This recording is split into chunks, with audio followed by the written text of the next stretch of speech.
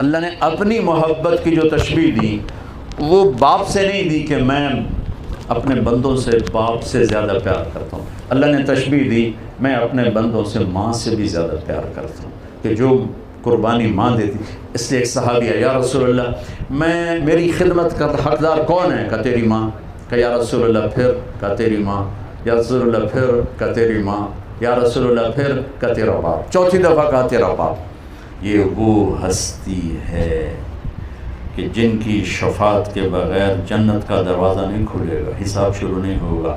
وہ کس تمنا سنو، کاش میری ماں زندہ ہوتی، کاش میری ماں زندہ ہوتی اور میں عشاء کی نماز کے مصلی پہ ایسے سورۃ فاتحہ شروع کر چکا ہوتا، الحمدللہ رب العالمین الرحمن الرحیم مالک یوم الدین، اور ادھر سے آواز آتی بیٹا محمد، تو میں وہیں نماز توڑ کے کہتا لبیک اماں جی. اتنے بڑے رسول. اور اظہار تمنا کیا ہے؟ کس چیز کی کمی کو محسوس کر رہے ہیں؟ چونکہ باپ دیکھا نہیں، ماں 6 سال میں فوت ہو گئی. میری زندگی سفر میں گزری. میری زندگی کا سب سے عجیب سفر وہ تھا جب میں حضرت آمنہ کی قبر پہ پہنچی. اٹھا کے دینا. جب میں حضرت آمنہ کی قبر پہ پہنچی، کالے پہاڑ، وہ اثر سورج ڈوب رہا تھا، ڈوبتا سورج بھی غمگین نظر آتا ہے. اور وہ وہاں چاروں طرف دیکھ رہا تھا. سن 2000 انسان نام کی شے نہیں تھی. 1400 سال پہلے کیا ہوا ہوگا جب میرے نبی کی ماں نے دم توڑا ہوگا. اور اوپر پہاڑی ہے، اس سے 15-20 فٹ اور اونچی ہوگی. جب ان کو پتھروں میں دبا کے نیچے اترے ہیں ایک باندی ساتھی ام ایمن، تو آپ نے ہاتھ چھڑایا اور دوڑ لگائی. کاش آپ جا کے دیکھو. پہاڑی پہ چڑھ گئے. پیچھے ام ایمن دوڑتی ہوئی آئیں تو وہ منظر تھا کہ مینا کے پہاڑ، وہ ابوا کے پہاڑ بھی موم ہو رہے تھے. میرے نبی ماں کی قبر کو چمٹے ہوئے ایسے پڑے تھے ایسے.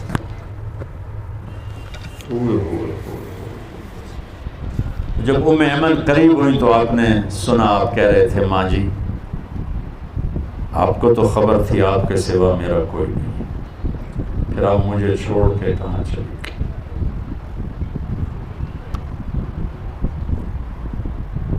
میں ہزاروں دفعہ یہ قصہ سنا چکا ہوں، 18 سال سے سنا رہا ہوں. ہر دفعہ میرا یہ حال ہوتا ہے.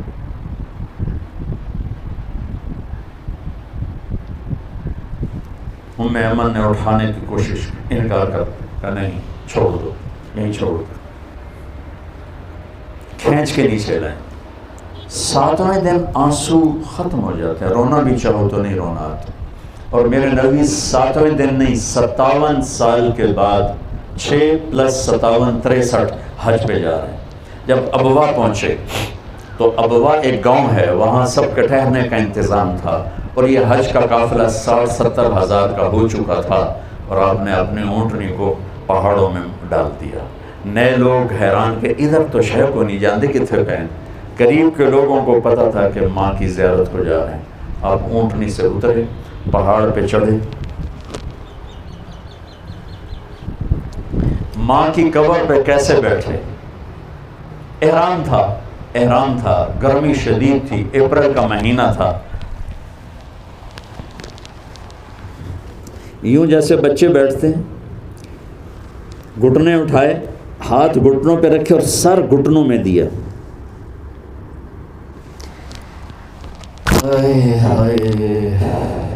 یہ گر گیا، لگا دو. آپ نے پوزیشن دیکھی؟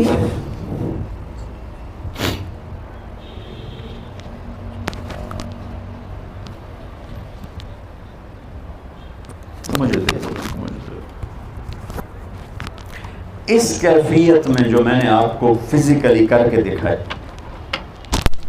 شدید گرمی تھی، شدید، اور آپ مسلسل روتے گئے، اتنا روئے کہ آپ کا احرام بھی کیا، داڑھی بھی کیا، سینہ بھی.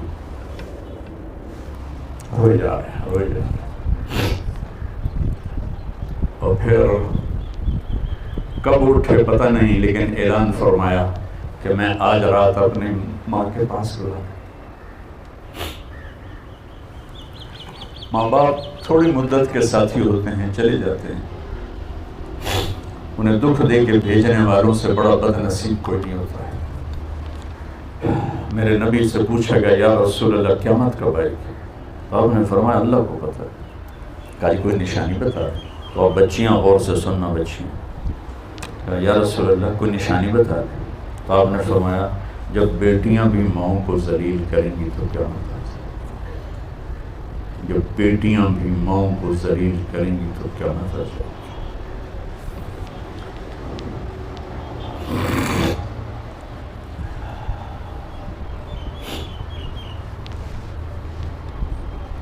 اپنے نبی کی زندگی پڑھو بچوں، کہ زندگی گزارنی کیسے۔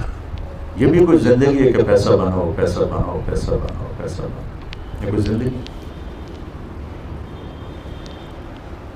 کہ بہن بھائی، ہر رشتے کو میرے نبی نے، سبحان اللہ، میرے نبی نے فرمایا جس کو اللہ نے 2 بہنیں دی اور اس نے ان کا حق ادا کیا، دیکھو قیامت تک آپ کی نظر تھی۔ کیا آپ کو پتا تھا بر صغیر کے معاشرے میں بہنوں کو وراثت میں کوئی حق نہیں ملے گا؟ تو آپ اس وقت کہہ رہے ہیں جب ابھی عرب میں بھی یہی دستور تھا، بہنوں کو کچھ نہیں دیتے تھے، سارا عرب کھاتے تھے، اور ہمارا بھی یہی دستور ہے، بیٹیوں کو کچھ نہیں ملتا، سب بیٹے لے جاتے ہیں۔ اور والدین جان بوجھ کے اولاد اپنے بچوں کے نام کراتے ہیں، بچیوں کے نام نہیں کراتے۔ جائیداد تقسیم ہو جائے گی، جائیداد تقسیم ہو جائے گی، جائیداد کو خدا بنایا ہوا ہے۔ تو میرے نبی نے فرمایا جس کو اللہ نے دو بہنیں دی اور اس نے ان کا حق ادا کیا تو وہ جنت میں داخل ہو گیا۔ اولاد کی تربیت، جس کو اللہ نے 3 بیٹیاں دیں اور اس نے ان کو ڈولی میں بٹھا دیا تو جنت اس پہ واجب ہو گئی۔ ایک صحابی بولے یا رسول اللہ 2 ہوں؟ آپ نے کہا 2 ہوں شادی کر دے، اس پہ جنت واجب۔ ایک نے کہا 1 بیٹی ہوگا، 1 کو بھی ڈولی میں بٹھا دے گا تو جنت واجب ہو جائے گی۔ تو میرے عزیزو، یہ ایک خوبصورت زندگی ہے جو ہمارے نبی ہمیں سکھا کے گئے۔